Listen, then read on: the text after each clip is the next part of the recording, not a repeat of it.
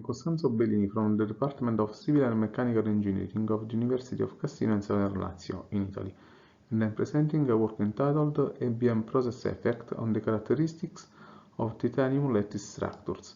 This presentation is the outcome of a collaboration between our research team and another team from CIRA, the Italian Center for Aerospace Research.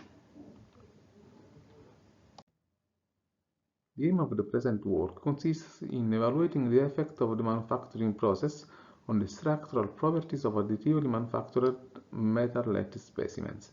In a previous work in which a numerical model suitable for the mechanical behavior simulation of lattice structures was presented, a mismatch between experimental bending characteristics and numerical results was found, as visible in the graph, and partially attributed to geometrical nonconformities.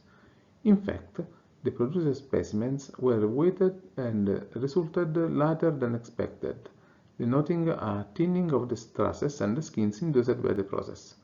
The diameter of the trusses and the thickness of the skins were reduced by the amount required so that the weight of the virtual model matched the experimentally measured weight, as reported in the table. This solution allowed a reduction of the gap, but a further refinement of the model is possible, and a greater accuracy of the results can be achieved by incorporating the local mechanical properties of the material. In fact, in the previous model, mechanical properties obtained from tests on massive parts were taken in account, whereas the lattice structure consists of thin elements. Here the outline of this presentation. First of all, there is the definition of the case study. In particular, the cell is identified in terms of type and dimension, together with the geometry of the specimens to be tested and the material to be considered for this work. Then the numerical model is shown, and the mesh, the boundary conditions, and the material properties are described. After, there is the presentation of the specimen manufacturing and testing. Then the results obtained through the not enhanced model are presented, together with the redetermination of the material properties. Finally, the results obtained from the revised numerical model are reported and compared to the experimental ones. As concerns the cell type, the octet truss lattice was chosen. This cell was a centered phase cubic cell, formed by 24 beams with an octahedron inside, formed by 12 beams. The cell side was chosen equal to 6 mm, while the beam diameter to 1 mm. The lattice core had a section of 30 mm times 9 mm and a length of 270 mm, while the skin thickness was equal to 0.6 mm. Obviously, the above mentioned are nominal dimensions. The titanium powder adopted in the present research activity was made of the T6Al for vanadium alloy, a material commonly used in the aeronautical industry. As concerns the numerical model, the entire finite element model was composed of beam and shell elements to improve the computational efficiency. The former was used to discretize each of the cell trusses, while the latter to simulate the skins. Only 1/4 of the specimen was simulated due to the use of the geometry and load symmetries. The support was reproduced by preventing displacement of the nodes located at 100 mm from the symmetry surface relevant to the z direction. The loading was replicated by applying the displacement of the nodes that were positioned at the point where the YZ plane and the top surface converged. The titanium alloy was numerically modeled as a multilinear elastoplastic material with isotropic hardening. The material characteristics used for the current study are listed in the table. These characteristics were determined on bulk specimens. As concerns the manufacturing process of the specimens, the first step consisted in the creation of a virtual geometrical model. For this purpose, the materialized magic software was adopted, that was able to draw a lattice structure in a specific volume. Once the CAD model was ready, it was exported to the slicing software of the 3D printer, that was the Arcam 8UX.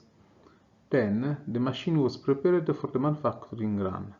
The powder hoppers were filled and the process parameters were set. After, the vacuum was drawn in the manufacturing chamber.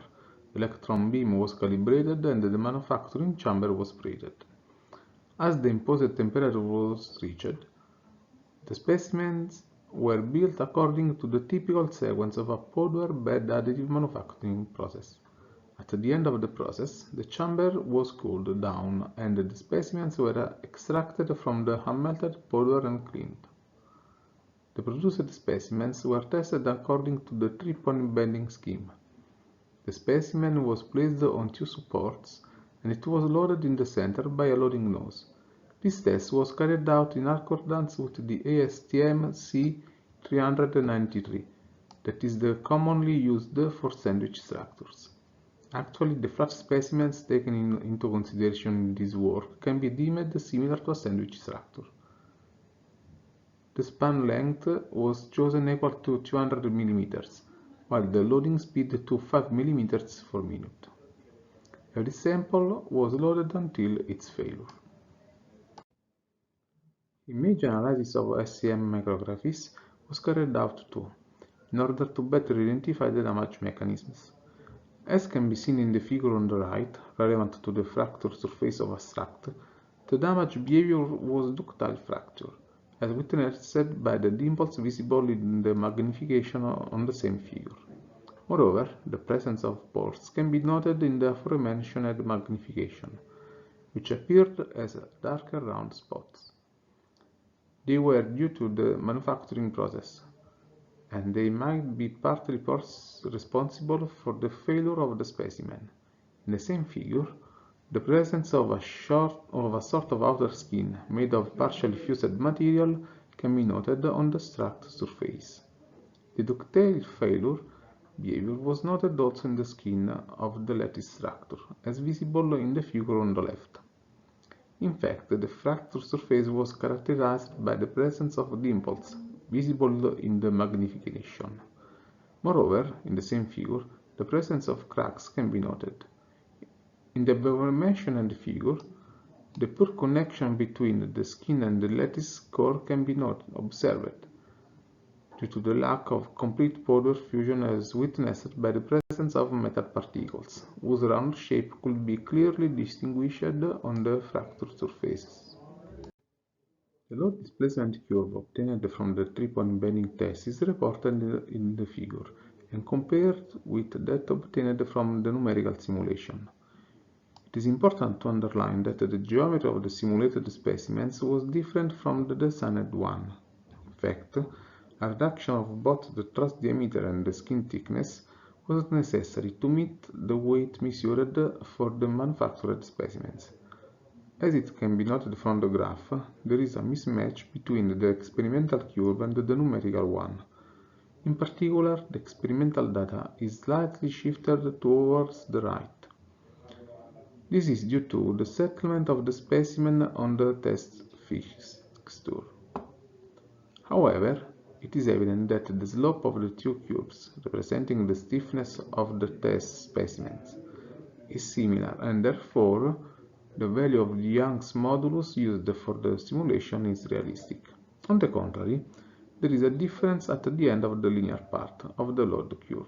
In fact, the load corresponding to the deviation from linearity was about 2,600 newtons for the numerical tests and 2,400 newtons for the experimental one. This value depends on the yield strength of the material, and it must be remembered that the material properties adopted for the numerical simulation were taken from bulk specimens. Therefore, the determination of the effective yield strength of the material was needed. The effective local yield strength, sigma y, can be calculated from hardness tests, thanks to the equation in the slide. The parameter K was calculated by determining the local hardness through micro-hardness tests on the bulk specimens, and then by dividing the yield strength relevant to those specimens by the hardness value. The micro-hardness measured on the bulk specimen was equal to 371. Therefore, being the yield strength about 860 megapascal, the K value was determined as 2.3. Micro-hardness tests were carried out on the produced specimens too, and the values of 393 HV and 360 HV were found for the core material and the skin material, respectively. Finally, employing these latter two data, a yield strength of 940 megapascal was estimated for the titanium alloy of the core and 828 megapascal for the skin. The numerical model was run again by considering the determined value of yield strength, and the obtained load displacement curve was compared with the experimental one and that got from the previous model, with the yield strength value from the bulk specimen. As noted in the graph, the first linear portion of the curve calculated by the enhanced model is coincident with that determined by the previous model, but the deviation from the linearity happened at a lower load, that is 2470 newtons. Therefore, the aim of reducing the gap between the experimental and numerical curves was gained by determining the yield strength. The technique described in this work seeks to offer a framework for the calibration of numerical models to be utilized for the assessment of the mechanical capabilities of metallic lattice structures made using additive manufacturing processes. The mismatch between the experimental and numerical load displacement curve did not depend only on the geometrical unconformities, but also on the value of mechanical properties adopted in the model. Therefore, the yield strength of the material was determined through the hardness test, and the difference between the value measured on a bulk specimen and that evaluated for a thin specimen was found. Probably, the different dimensions of the specimens led to a different thermal path in the specimens during the production, and consequently affected the yield strength of the material. The determined value of the yield strength was then employed in the numerical model, and the gap in the point of deviation from linearity in the load displacement curve was reduced. Thank you for your kind attention.